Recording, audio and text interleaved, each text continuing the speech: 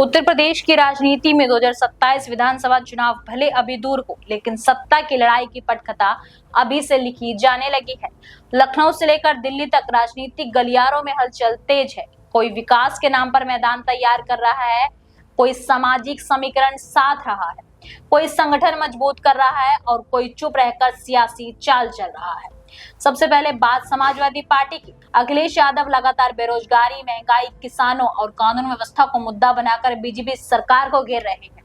अखिलेश यादव का पूरा फोकस इस वक्त पीडीए मतलब पिछड़ा, दलित और अल्पसंख्यक समीकरण पर दिखाई दे रहा है।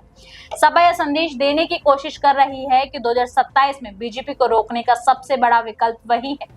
यही वजह है कि अखिलेश लगातार जमीन से जुड़े मुद्दों पर सरकार को चुनौती देते नजर आ रहे हैं। वहीं कांग्रेस नेता राहुल गांधी भी यूपी में अपनी खोई हुई जमीन वापस पाने की कोशिश में जुटे हैं।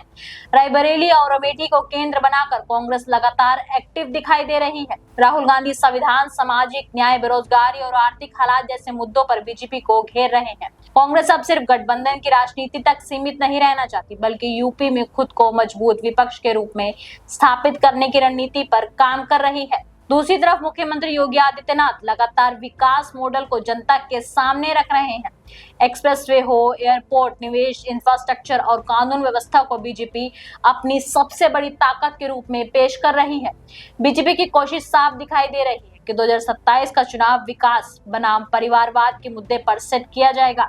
इसी बीच आरएसएस प्रमुख मोहन भागवत का लखनऊ दौरा भी काफी अहम माना जा रहा है। राजनीतिक गलियारों में चर्चा है कि संघ और बीजेपी अभी से मिशन 2027 की रणनीति और जमीनी फीडबैक पर काम कर रहे हैं, लेकिन सबसे ज्यादा सस्पेंस इस वक्त बहुजन समाज पार्टी और मायावती को लेकर बना हुआ है। हाल ही में मायावती ने बड़ी संगठनात्मक बैठक की है, जिसने यूपी की राजनीति में नई हलचल पैदा कर दी है।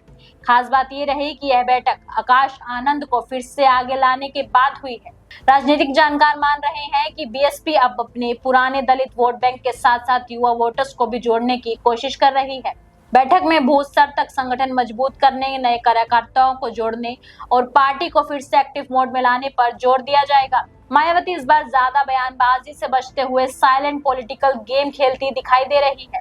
बीएसपी की रणनीति साफ है, बिना ज्यादा शोर किए जमीन पर संगठन खड़ा करना और सही समय पर बड़ा चुनावी असर डालना। मतलब एक तरफ योगी सरकार विकास और मजबूत शासन का चेहरा दिखा रही है, अखिलेश यादव सामाजिक समीकरण साध रहे हैं, राहुल गांधी कांग्रेस को फिर से खड़ा करने की कोशिश कर रहे हैं और मायावती चुप रहकर अपनी सियासी बात बिछा रहे हैं।